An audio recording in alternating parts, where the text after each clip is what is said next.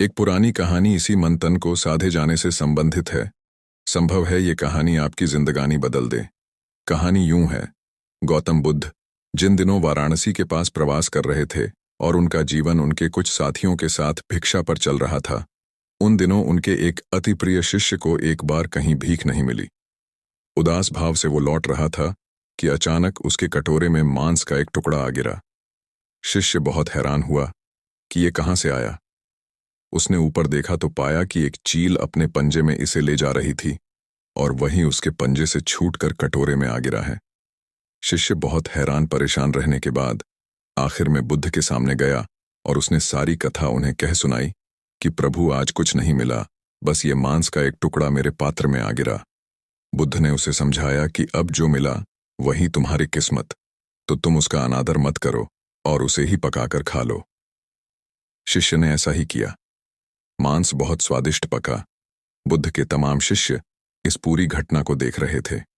पहले तो मन ही मन सोच रहे थे कि आज मांस लाने की वजह से उस अति प्रिय शिष्य को डांट पड़ेगी, लेकिन यहां तो मामला ही उल्टा हो गया था। कहां बाकी शिष्य वहीं सादा भोजन ग्रहण कर रहे थे और वो मांसाहारी भोजन कर रहा था।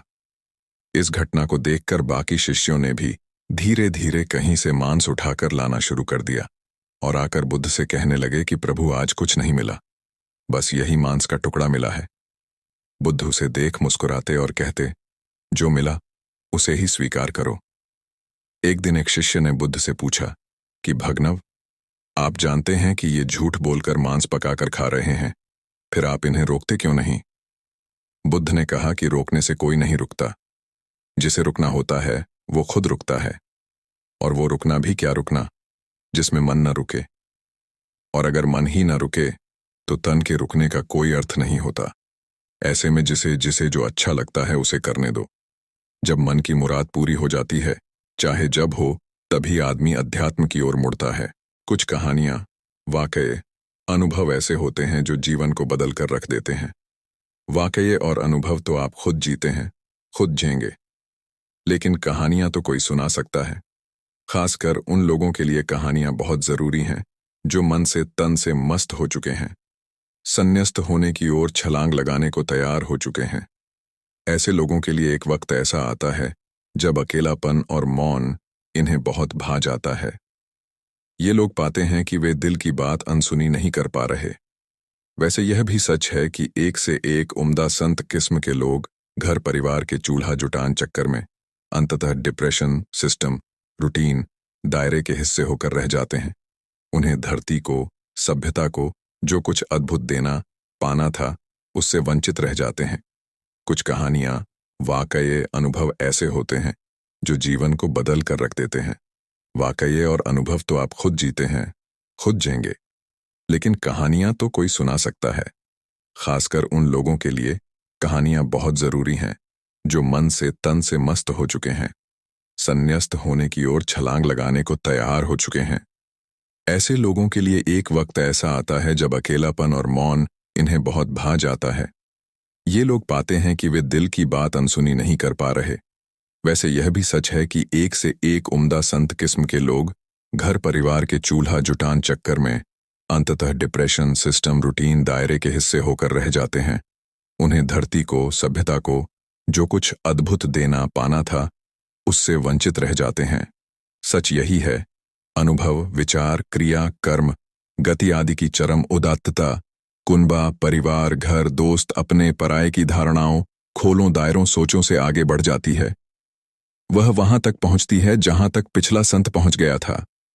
फिर इस नए को उसके आगे यात्रा शुरू करनी होती है। उसे आगे पड़े ज्ञान, मोक्ष, आनंद के नए सूत्र को चूमना, सहेजना होता है।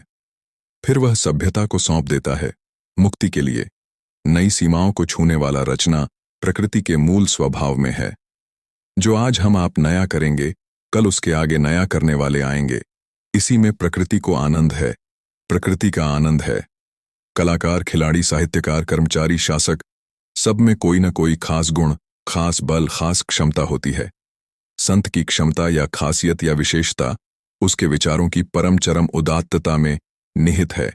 जिसने इस संसार में रह सीख, लड़जान झेल कर जितनी उदात्तता, जितनी समझ, जितनी सहजता हासिल की, उसके उतने आगे आध्यात्मिक यात्रा के संदर्भ में जाने पाने वो ज्ञान जो सकालीन समाज को मुक्ति की राह दिखा सके, और रचने वो फार्मूले, तरीके, रास्ते जिससे मनुष्य खुद को रीलॉन्च कर नया बना ले की संभावना है। मन न रंगाए, रंगाए जोगी कपड़ा, कबीर कह गए हैं। इसलिए मन अगर किसी अलग जगह अटका है और तन कहीं, तो फिर मन की सुनो। यानी पहले सहज बनिए। हिपोक्रेसी रुकावट है, बाधा है। बिंदास रहिए, ओरिजिनल रहिए। जबरन न ओढ़िए चीजों को। पाखंडी बनकर जीने की जरूरत नहीं है। सहजता से ही कोई रास्ता मिलेगा, कोई तरीका निकलेगा। और न बुरा मानो, न भला मानो, आनंदित तटस्थता पाइए साधो। उन दिनों गौतम बुद्ध के पास जो भी आता, उसे भिक्षु बनने की दीक्षा मिल जाती थी।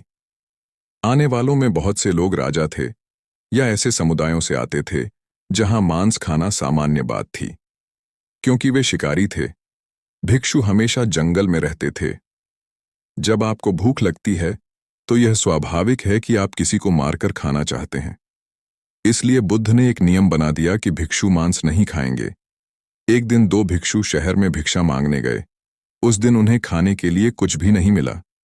इससे कोई फर्क नहीं पड़ता था कि भिक्षुओं को अलग अलग क्या मिलता है, क्योंकि सभी भिक्षु आकर भोजन को बुद्ध के चरणों में रख देते थे। वह उस भोजन को बांट देते थे ताकि हर किसी को कुछ न कुछ मिल सके। उस दिन वे दोनों भिक्षु पूरे शहर में घूमे, लेकिन उन्हें कुछ नहीं मिला। वे लौट रहे थे। उसी समय एक कौवा मांस के एक टुकड़े को अपने पंजों में दबाए आसमान में उड़ रहा था। अचानक उसकी पकड़ कमजोर पड़ी और वह मांस का टुकड़ा सीधा आकर भिक्षु के पात्र में गिरा। उन्होंने देखा, मांस का एक टुकड़ा। आप जानते हैं कि मन हमेशा कोई न कोई बहाना ढूंढता रहता है। आप सुबह में देर से उठने के लिए नहीं ढूंढते। इसीलिए भिक्षु गौतम के पास आए और कहा, देखिए, आपने हमसे कहा था कि हमें मांस नहीं खाना चाहिए। हमें उससे कोई ऐतराज नहीं है। लेकिन आपने हमसे यह भी कहा था कि हमारे पात्र में जो कुछ भी मिले, हमें उसे खा लेना चाहिए, चुनना नहीं चाहिए। एक भिक्षु को यह नहीं देखना चाहिए कि वह क्या खा रहा है। जो भी मिले उसे खा लेना चाहिए। आपने ऐसा कहा था। अब हमारे पात्र में मांस है। अगर हम उसे खाते हैं तो हम एक नियम तोड़ेंगे, लेकिन अगर हम उसे नहीं खाते तो हम दूसरा नियम तोड़ेंगे। हमें क्या करना चाहिए? इंसानी दिमाग ऐसा ही है। गौतम ने इस पर विचार किया। वह किसी भी बात को दूरदर्शिता से सोचते थे। उनके लिए सिर्फ आज का समय महत्वपूर्ण नहीं था। इसलिए उन्होंने सोचा कि अगले 2-2.5 सालों में किसी और कौवे का किसी दूसरे भिक्षु के पात्र में मांस का टुकड़ा गिराने की संभावना क्या है। क्रोधों में एक मौका ऐसा हो सकता है। इसलिए उन्होंने कहा, तुम उसे खा लो। एक भिक्षु को चुनना नहीं चाहिए, यह ज्यादा महत्वपूर्ण है। आज मांस आपके पात्र में गिर गया, उसे खा लीजिए, चुनिए नहीं। आपकी थाली में जो भी आए बस उसे खा लीजिए। चुनने की जरूरत नहीं है, क्योंकि जैसे ही आपने चुनना शुरू किया, फिर उससे आपका जुड़ाव इतना अधिक होगा कि आप शांत नहीं बैठ सकते।